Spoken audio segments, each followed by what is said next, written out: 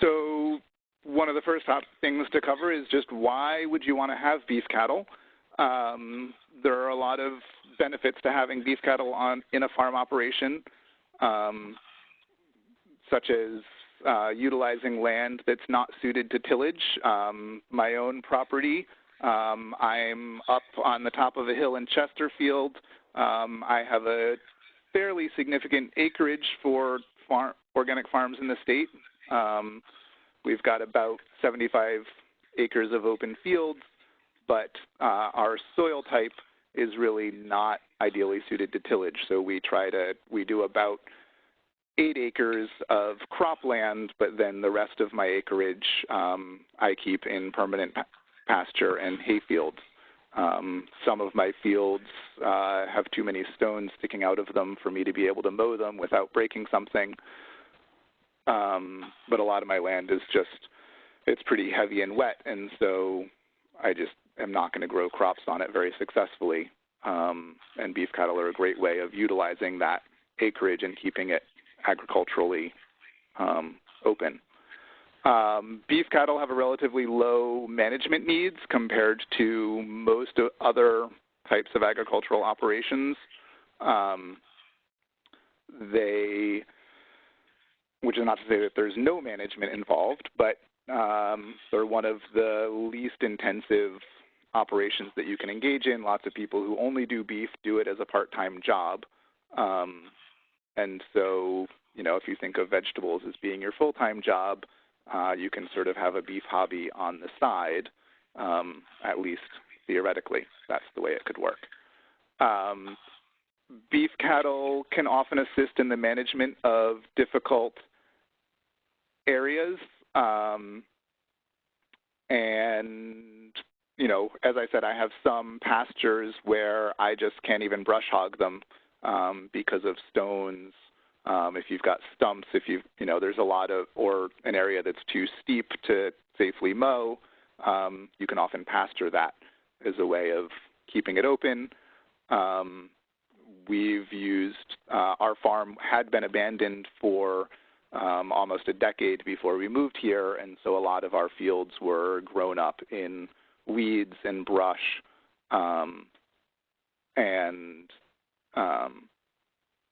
so now we were able to use beef cattle to reclaim that land through grazing management, change the species composition in our pastures.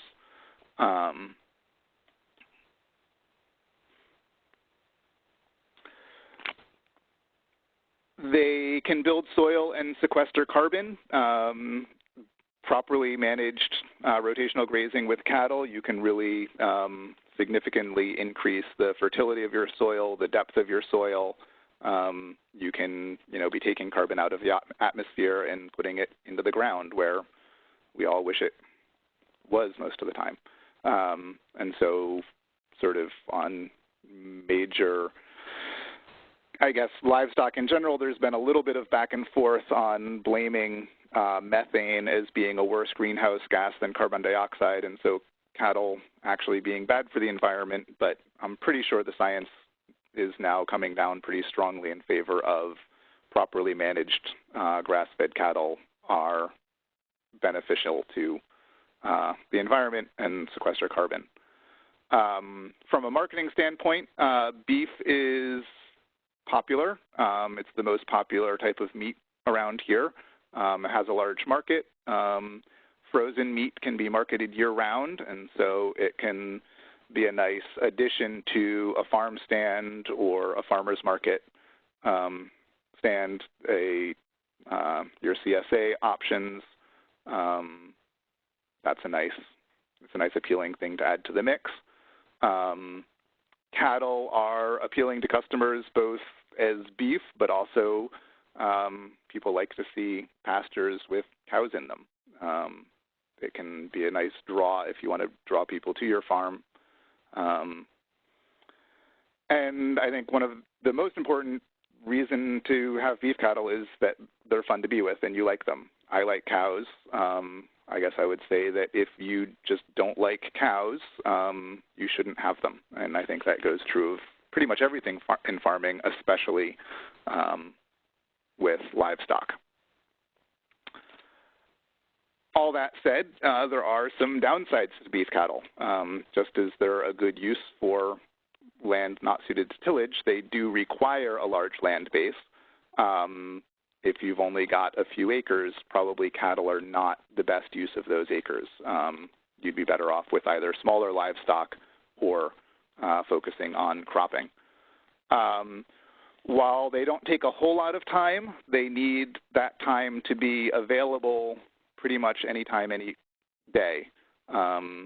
It doesn't happen often, but, I've gotten those phone calls just as I'm, at 11 o'clock at night from a neighbor saying your cows are out in the road.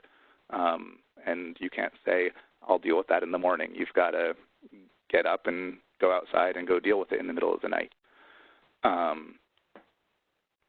And I think any livestock in general, you can run into issues if you're trying to manage them without living on site, because sometimes you need to be able to deal with something pretty quickly. They don't just sort of sit down and wait for you to show up the way vegetables do. If cattle are not well managed, they can destroy soil and vegetation and do a lot of damage. And so that's certainly a consideration. If you're not going to be able to be confident in your management, cattle can be quite destructive. From a public relations standpoint, raising beef cattle can offend vegans, vegetarians, and the squeamish. I absolutely know that when we started raising beef cattle, we lost a few customers in our CSA, and we have people who never buy anything from us at farmers market because we're that evil farm that kills animals. And that's just a side of raising meat that you have to be aware of and prepared for, is that there are some people who think that raising meat is evil. And that will sort of tarnish everything else that you do if that's the way they feel. Cattle can strain neighborly relationships, especially if your fencing is inadequate.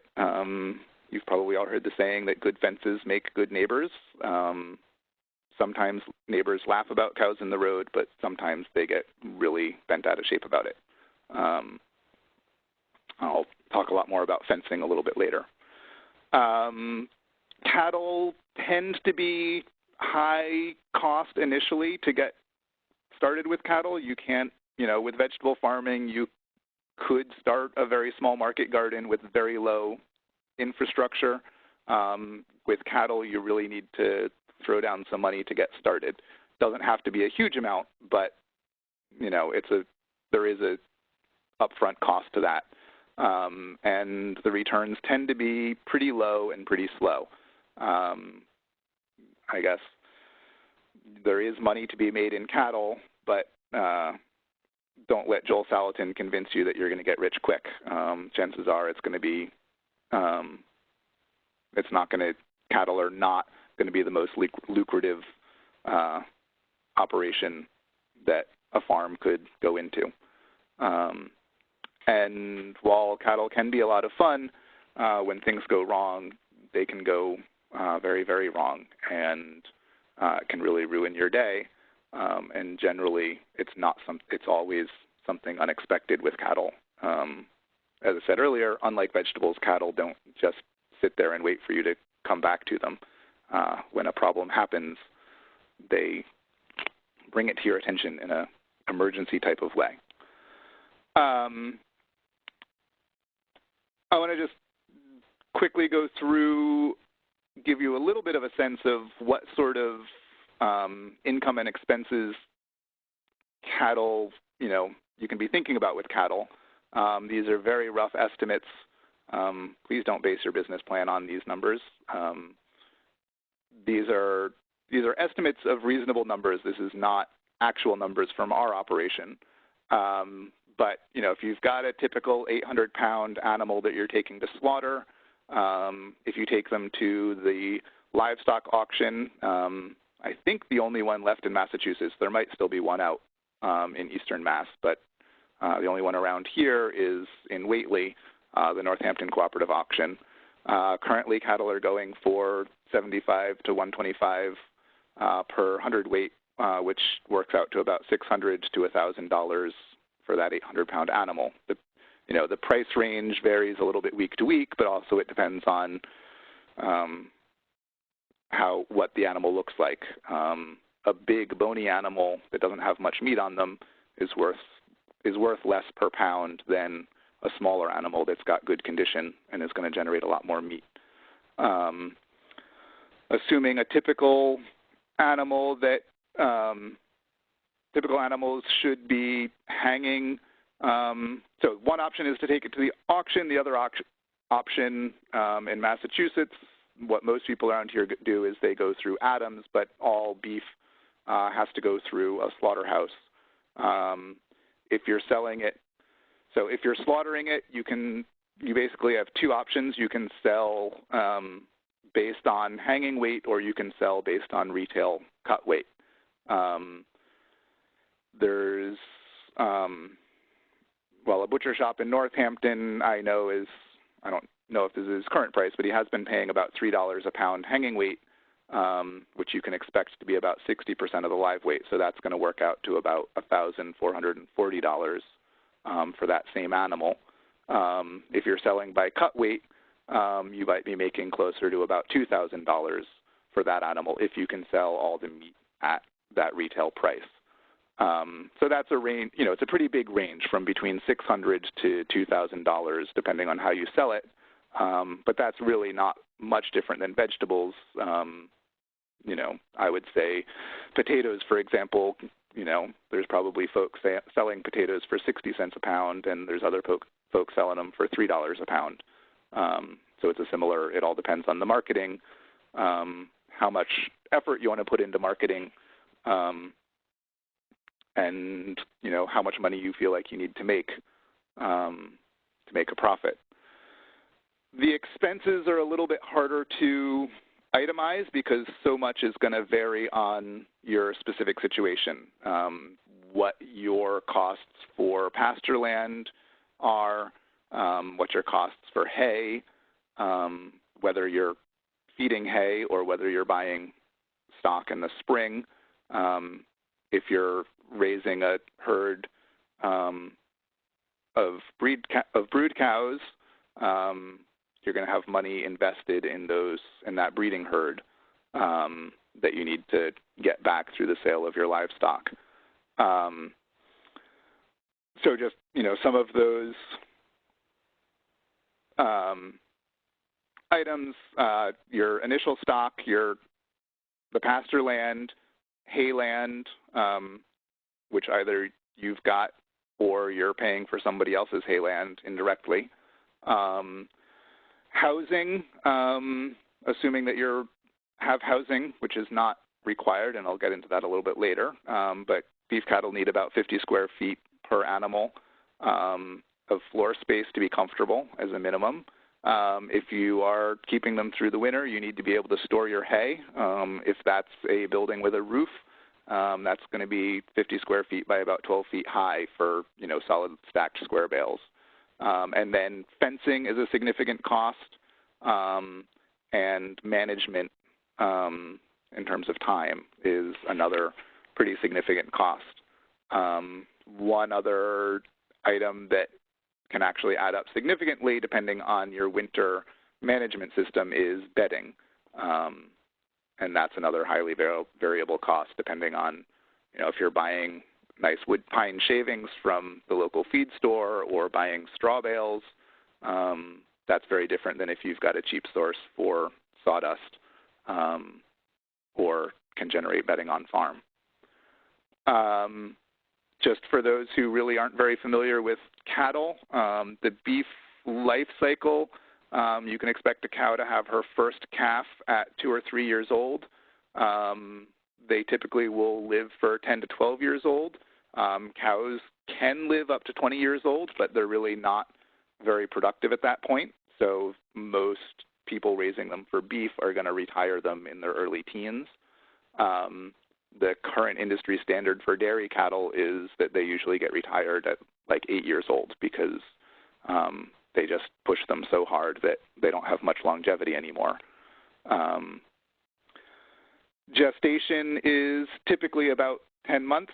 There's a little variation between breeds and individuals, but for quick math, 10 months is a nice number to use. Cows will normally be managed to calve annually. Calves will be weaned at 6 to 10 months, and so usually a cow will have at least a couple months during late pregnancy when they're not also nursing a calf. Beef cattle are often raised where the calf is just left with their mother right up until slaughter, and so there's never an actual weaning point other than natural weaning. Beef producers will normally slaughter their cattle really anywhere from 18 to 30 months of age. To get an animal to grow quickly enough to slaughter at 18 months, you really need to be feeding them quite well. Most people raising on pasture-based systems keep them a little bit longer. We're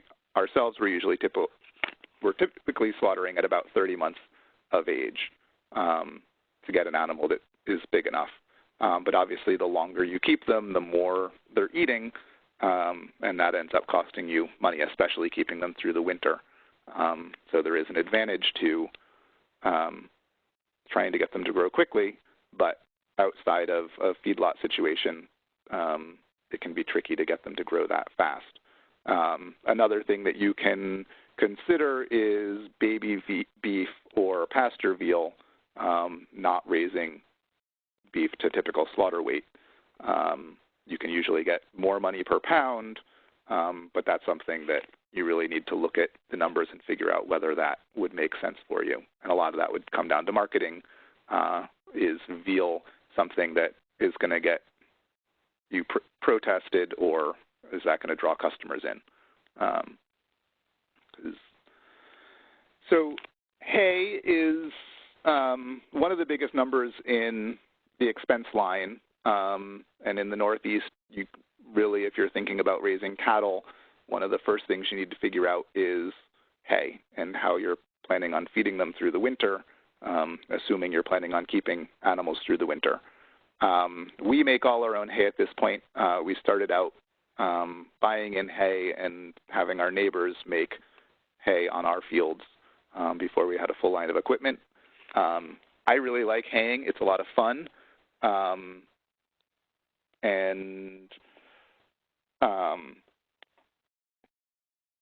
But there's definitely some downsides to it.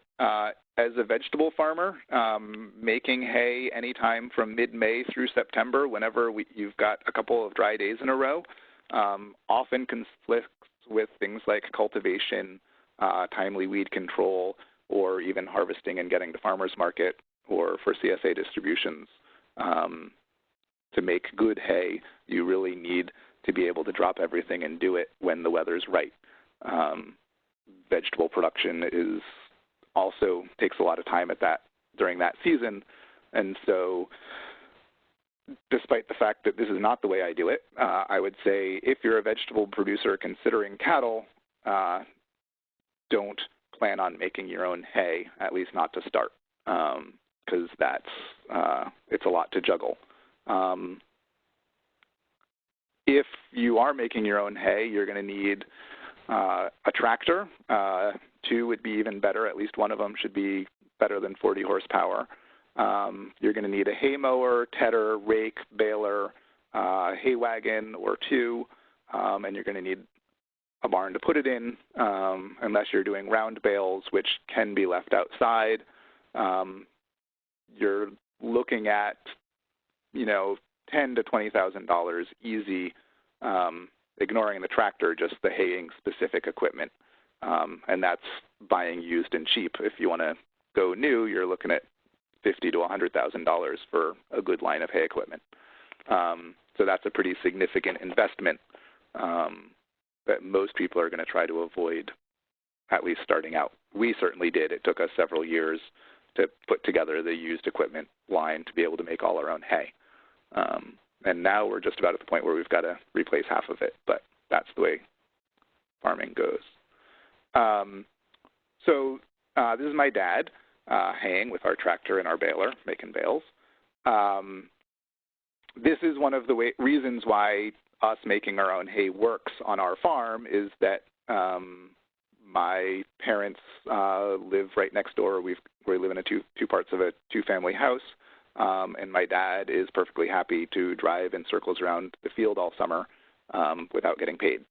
And that makes hay that we make a lot more cost-effective than buying hay.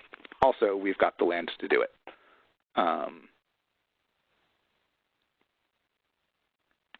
But if you're a vegetable operation, you really need to think about if your crew has better things to do than hang out making hay, as much fun as it is to make hay. One thing on the point of making hay that I think is something to think about at least is that making hay is a really good tie into your local old-time farmer community.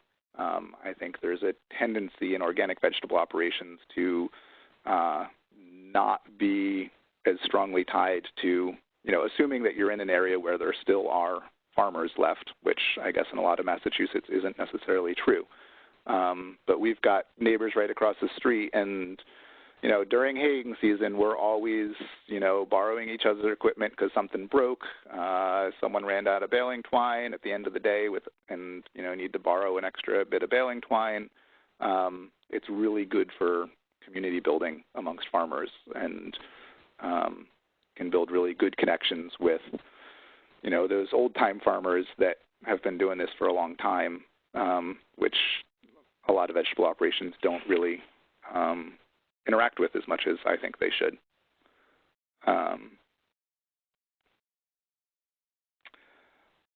So then the flip side of haying is feeding it out in the winter. We, most of the time, feed most of our hay out on the ground, ideally on a nice clean patch of snow. Some winters, it's a little hard to find nice clean patches of snow, and so we've just got to try and find spots that aren't too manure-y.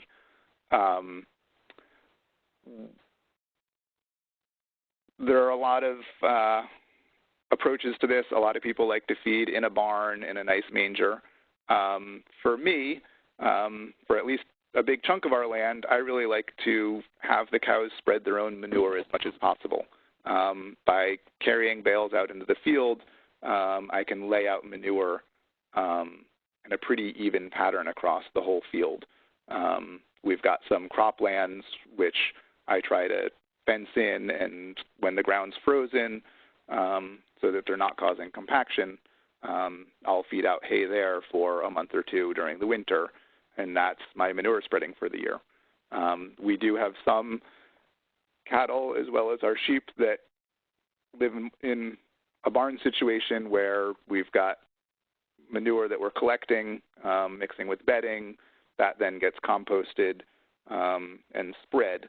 At this point, if we were to house all of our beef cattle in a barn, I'd probably have to buy a bigger bucket loader to turn the compost and muck things out, as well as a bigger, better spreader to reduce the number of trips I've got to make down the road to some of our further away fields. It's really nice to let the cows just spread their own manure. That's the way I feel about it. One thing to consider for the winter is what exactly do you need for housing? The Massachusetts has a state law about animal cruelty, and one of the clauses in that law is that you need to provide shelter for animals. And like most state laws, nothing is actually defined, and it's completely vague as to what that means. This came up for me this winter because we got an anonymous letter right before Christmas this goes back to neighborly relations. We have a neighbor who apparently thinks that we are despicable, horrible people for leaving our cows outside. Every time they drive by, they see cows in our field, and those poor cows really ought to be in a barn, thinks the neighbor. So I looked into it and got so I was reported for animal abuse to the state and had a gentleman from the MSPCA come out, and the MSPCA does not think that beef cattle need shelter. Well, they need natural shelter is acceptable for beef cattle, but that is the only species of livestock for which natural shelter is acceptable. For anything else, you do need a three-sided shed. But the MSPCA agrees that beef cattle are just fine with a nice bit of woods. We've got about 10 acres of forest where the cattle can get out of the wind. We've got some nice hemlocks down there, so they can, be just as well protected as if they were in a barn. And I think they're a lot healthier and happier for having a much larger area. Whereas, if they were in a barn, it's really hard to keep a barn from getting pretty disgusting pretty quick with a bunch of cattle in it. And so everything is a lot better. A lot of our cows have never been under a roof in their lives. Some of them do have a barn, but not all of them. So hay is expensive any way you cut it. It's one of the biggest expenses to raising cattle. So there are a couple of ways you can get around hay, at least to some extent. One is to outsource it. Rather than buying hay, you can buy feeder cattle in the spring that you then slaughter in the fall. And if you never keep cattle through the winter, you never have to worry about feeding hay. There's annually, I think it's the last Saturday in April, there's a spring feeder sale at the Northampton auction in Whately, which is for the purpose of, selling animals not for immediate slaughter, but to be raised up on a different farm. You can expect to be paying a little bit more at that sale than you would at the regular slaughter auction. You can buy animals directly from a cow-calf operation. Out west, where there's a lot more beef being raised, cow-calf operations who, keep brood cows and raise the calves up to weaning, that's one special operation. And then there are other operations who never have a calf born on their site, and they just raise them up from weaning to finishing weight, and then there's the feedlot that brings them up to final slaughter weight. We don't have a good system in this part of the country for, we don't have good markets for buying and selling feeder calves, but I think as more people get into raising beef cattle, more of that will be happening. And I certainly think there's a lot of people who are raising cattle, myself included, who are I'm running up against a marketing bottleneck where I now have more cattle that my farm can support more cattle than my markets can currently support. And I think there are a lot of other producers in the same situation, because there is such a difference between the price you can get from direct marketing or what amounts to more of a wholesale market. And so I think there's definitely a place for people who are in good markets to be buying cattle from other farms in the spring and raising them on to slaughter. If that's your plan, expect to be covering the cost of raising those animals up to that point in their life. Summer pasture is generally pretty cheap, as there's a lot of, it depends on where you are in the state, but there's definitely a lot of pasture land that's not being fully utilized. Extension grazing is another option. You can, it's called stockpiled grazing, where you carefully manage to extend your grazing season. I think you can pretty reasonably hope to cut your hay feeding season from 6 months down to 4 Theoretically, you can go fewer than that, and some people say that you can eliminate hay altogether, but I haven't yet heard anyone actually in the Northeast saying that. Mainly they're in more moderate climates than this. I'm still not clear how you can expect cattle to eat through 2 feet of snow when we get 2 feet of snow. So you're going to need to have at least a little bit of hay for winters when we do get snow. And that's one of the tricks is, a winter like this one where it's mostly open, it's not that hard if you've got the grass there for the cattle to get to it. But some winters, we just get snowbound. If you're trying to figure out how many acres you need or how many cattle you can raise on the acreage you have, NRCS, in the soil survey that NRCS puts out, calculates animal unit months for each soil type. Out here in western Hampshire County, the typical soils fall in a range from about 5 to 7.5 animal unit months. An animal unit month is 1 animal unit for a month. An animal unit is 1,000 pounds of cow, since we're speaking of cows. So 1,000 pounds of cow needs 1.6 to 2.4 acres of pasture and hay to keep year-round. But that is going to depend a little bit on your soil type, and it's also going to depend on where in the state you are, whether, if you're out on near the coast, you might have a longer grass growing season, a longer grazing season than over here in the Berkshires, and your management is going to affect that a lot also. There are ways to significantly increase how much productivity you get off of your soil. So mostly what we like to think about when we're thinking about raising beef cattle is cows out on pasture. So here's our herd out for the summer. And when they're out for pasture, fencing becomes the main cost. If you're avoiding hay altogether, then one of your biggest costs, other than the animals themselves, is going to be fencing. Perimeter fencing ideally should be solid. The outside boundary of your farm to keep them from getting out into the road or into the neighbors. It should be a solid fence by which you can use woven wire or smooth high tensile wire. I think it's worth electrifying at least one strand of your perimeter fence. Temporary or division fencing for interior fencing. I really like polywire on fiber rod posts because that's been easy to work with, relatively inexpensive, and easy to move around fence. There are a lot of variables for fencing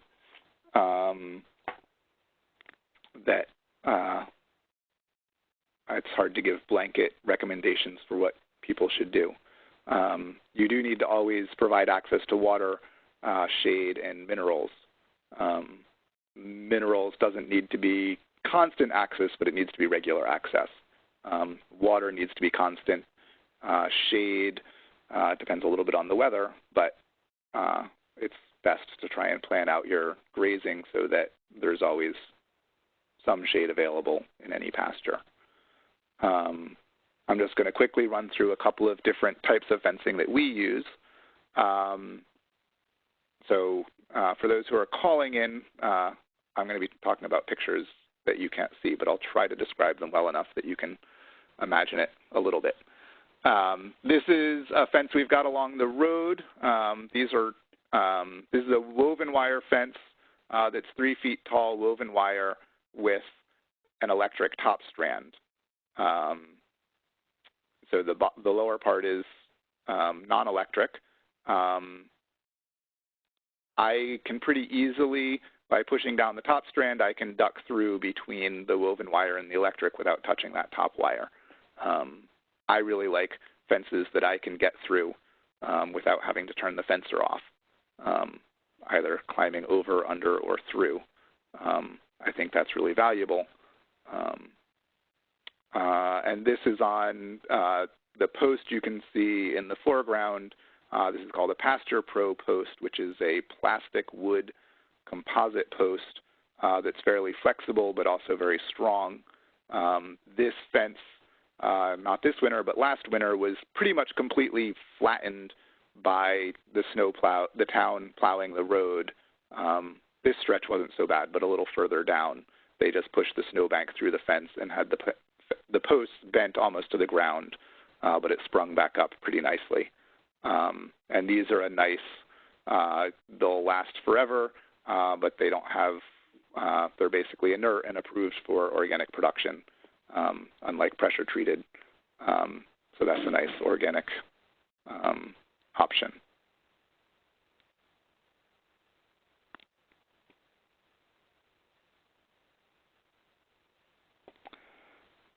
This is a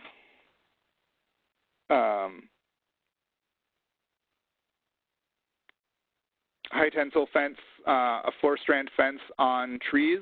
So this is smooth high tensile wire, electrified with insulators. And you can see in the picture I've got a wooden batten board nailed to the tree between the fence and the tree. One of the tricks with using trees as posts is that trees continue to grow and will swallow wire. And with electric wire, as soon as the tree grows around it, the electricity gets shorted out. And also just you can kill trees or kill chainsaws if someone then tries to cut down the tree later.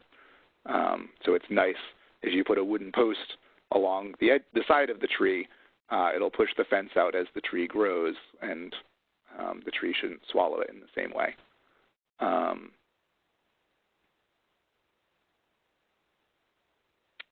This is another 4-strand smooth wire. You can't see the fence very well, but it's on metal T-posts. This is the fence that's separating, on the right-hand side of the picture, some of our pasture from, on the left, a crop field. And I've also got a line of young apple trees just on the uphill side of this fence.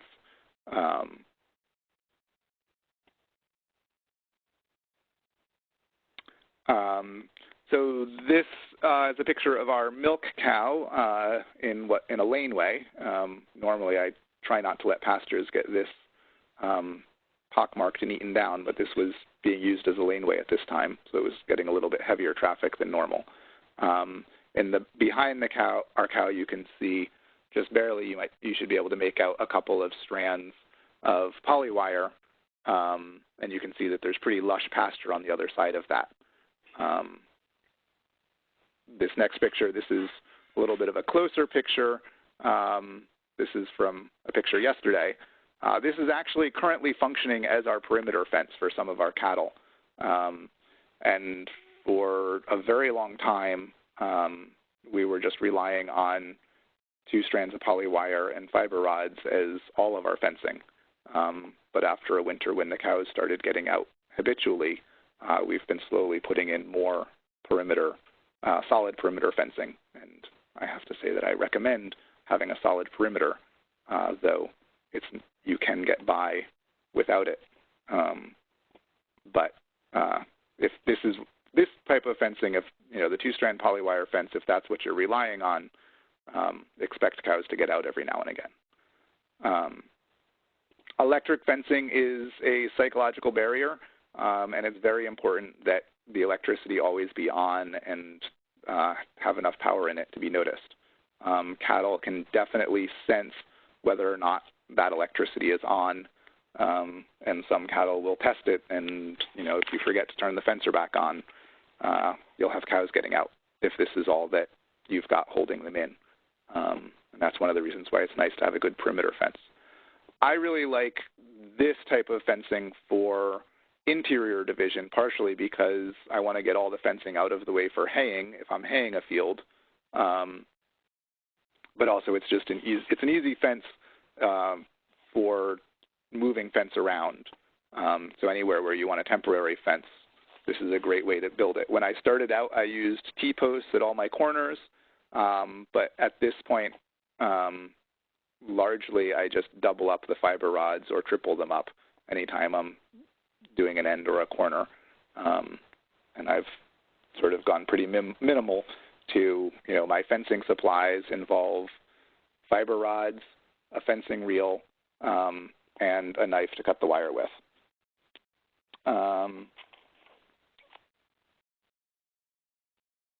Electric netting is another option. We use this for our sheep. It's sort of an expensive option for the area to use for cattle, but it is an option if you want to protect something high value, and it's a little bit, it's easy to move, but it's a little bit more reliable than just 2 strands of poly wire. I don't consider it necessary for cattle, but if you're looking at other species of livestock, the netting can be really great. I'm well over my half-hour limit, and I want to have time for questions, so I'm going to try and move along a little more quickly. There are a couple of different strategies for managing grazing. There's what's known as management-intensive grazing, which is moving cattle daily, or on dairy farms even twice daily, to fresh pasture and giving pasture a good rest period. This method maximizes production quality, and it really builds soil fertility, but as the name management-intensive grazing implies, it's management-intensive, and it takes a lot more labor. You can do it with very low labor if you put all your labor up front and invest in a really good system of fencing where moving the cows only involves opening a gate. But then you've got to have that fencing already all built. The other option is extensive grazing. The most extreme example is you fence the perimeter and turn the cows out and leave them at it all summer.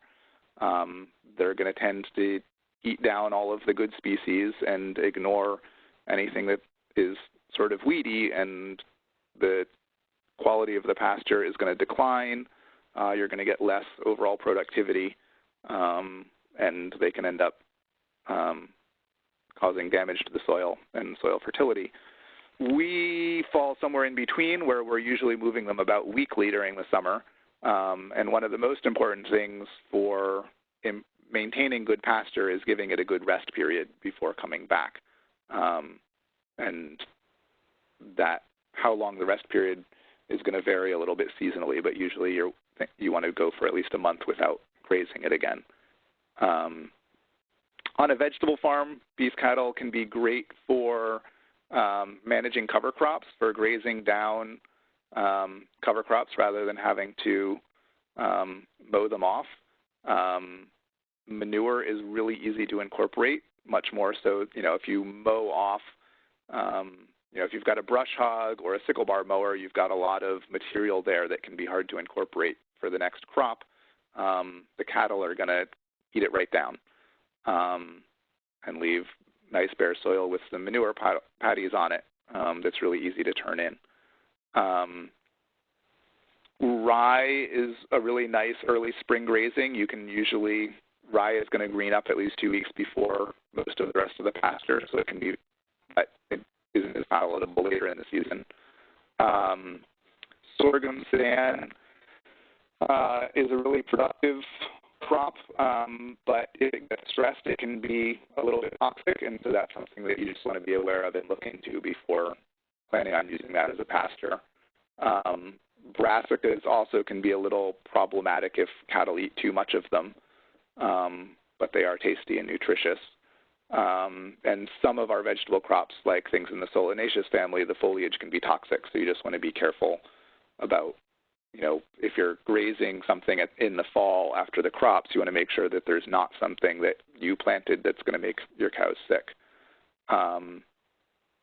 This is from several years ago, but having our dairy cow at the time and the calf she was raising and a couple of sheep, our rams actually were, grazing some of the field edges around our crop field as a way of managing that area without mowing.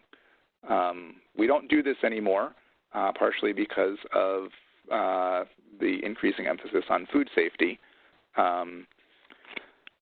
You want to, if you're using cattle in your vegetable fields, you need to leave 120 days from the cows coming off of that land before you harvest, because to allow that manure to get into the soil and decompose such that any pathogens will have died. 90 days if you're putting down mulch or something to separate the edible portion, with sweet corn where the edible portion shouldn't come into contact with the ground. It's important to maintain a buffer between livestock and crops, and that's both a physical buffer as well as a time buffer and a human buffer. Be aware if you're grazing uphill of crops that manure will wash downhill in a heavy rain. And you need to be aware about washing your hands before doing vegetable work if you've been doing livestock work. Harvesting is a little bit easier to remember, but also transplanting and weeding and other things, especially in things like salad crops. And, another thing is just be aware of shit on your boots. It's a real hassle to change your boots, but you want to try and figure out your day so that you're not tracking manure into your salad mix. And a big part of that is just going to be educating your workers so that they're also thinking about this and paying attention. If you're buying animals, if you're buying breeding stock, you want to consider the management system of the breeder. Animals that do well in a high grain, high medication system may not thrive in a 100% grass-fed, low or no medication system. We've seen this a lot more with our sheep flock than with cattle. Partially, we have more sheep and have bought more sheep, but a lot of animals that look great on somebody else's farm come here and don't do as well. And it takes a bit of experience to be able to judge animals to see, to be able to look at an animal and figure out whether or not they're going to do well in your system can be really difficult if you don't have a whole lot of experience. So the best thing is to find somebody who's doing things the way that you want to do them in a similar area to where you're doing them, and try and get animals that work well in that environment. Healthy animals can be profitable. Unhealthy animals will never be profitable. And health, some of it's genetics, some of it is the way they're fed, the way they're handled. But if you're going to raise animals, you want to raise healthy animals. My feeling and my experience is that healthy, well-fed cattle with access to minerals rarely need a vet.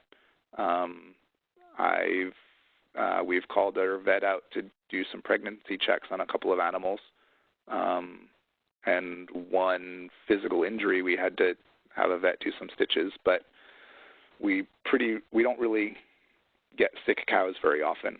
Some other livestock are more prone to sickness, but beef cattle, if they're healthy, they shouldn't need a vet very often. For mineral supplements, we like to give them access to Redmond Trace Mineral Salt, kelp, and a mineral mix, either Grazer's Choice or Beef 1212 from Fertrell is what we've been using. And that's just because, naturally cattle would range over a very large area and find natural salt deposits. And on the limited area that I've got them fenced to, we don't have that many salt deposits.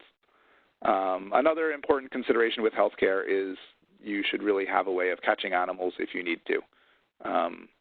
If you identify a problem with an animal out on pasture, it's really better if you don't wait until they're so sick that they don't run away from you anymore to deal with it. It's really nice to be able to get them into a pen and handle them.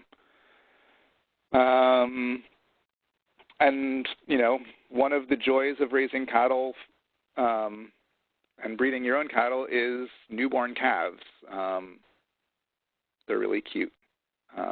This is one of our dairy cows and her calf in the barn. And then this is one of our beef calves, a white Galway cross out on pasture. And that is the end of my presentation. So now we will like to open it up for any questions. Thanks, Tevis. That was awesome. It was a great amount of information. I just want to let everybody know to type a question, just click the chat icon, and then at the bottom of the screen it says send to. Make sure you click everyone so that everybody can see it. You can type in a question. Tevis, do you mind staying just a couple minutes longer? I know we're pretty close to the cutoff time, but... No, I'm good. Okay, awesome.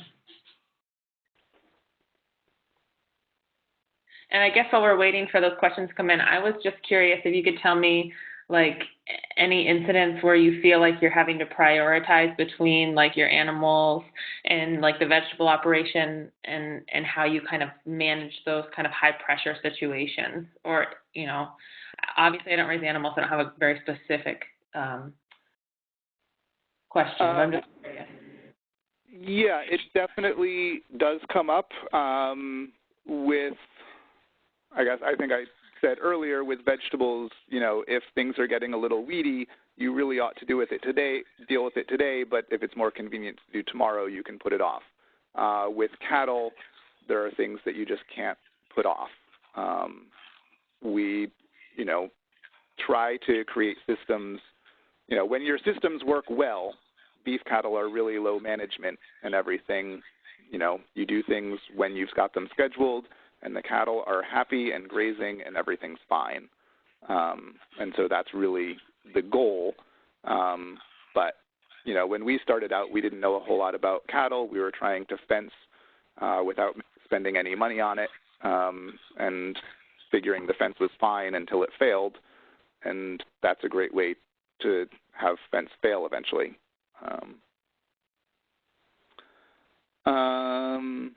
So a couple of questions are starting to come in. Someone asked about breeds that work well on pasture.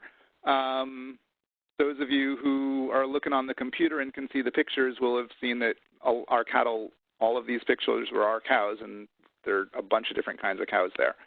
I really like Devons personally, and I think they work really well on pasture. We've also got a lot of Galway in our herd. Both of those breeds tend to be a little bit slower growing, but they've really been selected for raising on pasture. A lot of the quicker growing breeds like Angus, a lot of their selection in the past 100 years has been towards grain-fed feedlot situations. And so I like more of the, well, Devons and Galways are the ones that I most like right now. Highlands also work really well, but they're a little bit smaller and slower growing than I want. At this point, someone asked whether we buy in feeders or run a cow-calf operation. And I was actually just thinking earlier, thinking about the economics of our operation. We've bought about a dozen cows. Starting from zero, we've bought about a dozen, and we've sold or slaughtered about 30, and we still have about 30 left, which is pretty good math, I guess. At this point, we're raising all of our own stock from our own breeding herd, and we're now generating we now have too many cows and need to find an outlet for live cows or a better outlet for slaughtering where we can make more money that way.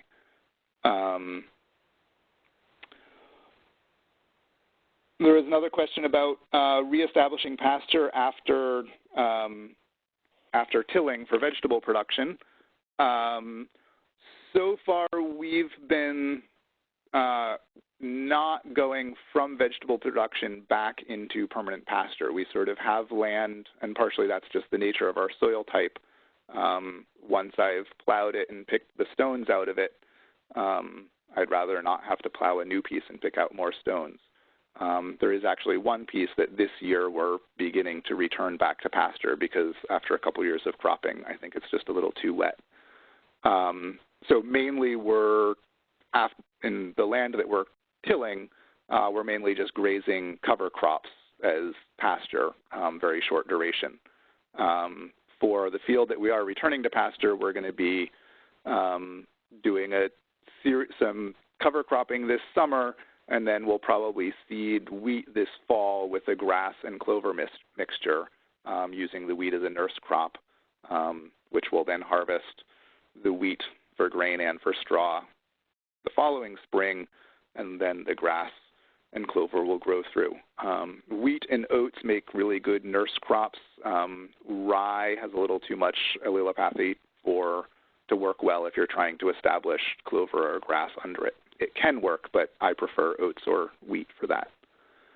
Someone else was asking about our rotation with integrating cattle and other livestock.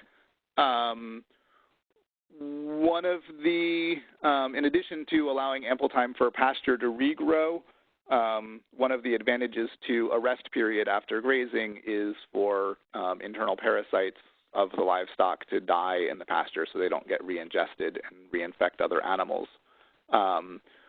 We, partially just because of the layout of our farm, we tend to graze our cattle and our sheep separately. And a lot of that is, so part of that is our layout. We like to keep the sheep near at hand because on the other side of our pasture is a whole lot of woods with coyotes living in it. And so I like to keep the sheep on the human side of things and not put them too close to the coyotes' world. We do sometimes integrate cattle and sheep, but a big part comes down to fencing. The 2-strand polywire that we like to use for cattle, I can enclose a really big area pretty quickly, and that just won't hold sheep. And so the sheep net that I showed a picture of, that electric netting, it's too expensive to enclose large areas with it, but that's what we've had the most success with for our sheep. So usually we'll, I guess our pasture and hayland, we rotate between sheep, cattle, and hay, and I try not to let either one of those three things follow itself immediately. So if the sheep are grazing it early, then we'll hay it in midsummer and then maybe graze it with the cattle in the fall, or some other combination as we rotate through the pasture. And I also think that's beneficial for the soil so that it's not getting the same treatment repeatedly. And we try to rotate from one year to the next, where we have the sheep start, where we have the cows start, where we start haying. And usually leaving at least 3 to 4 weeks between grazing or haying to allow ample regrowth.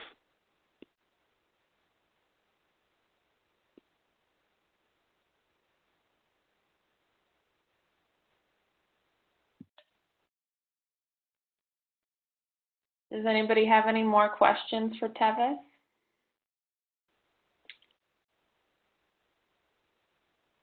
Tevis, you did an awesome job. Thank you so much for experimenting in this format with us. This is a great presentation. Thanks. So everybody, just so you guys know, we are going to keep doing these webinars once a month, the last Tuesday of every month. You can check it out, nofamath.org/inspiring ideas if you want to go to our website and check it out. Thank you guys for joining us tonight, and also thanks very much to our sponsors and to Tufts and New Entry for helping us have access to this software. So thanks everybody, and hopefully we'll see you again next month. Sorry, bye.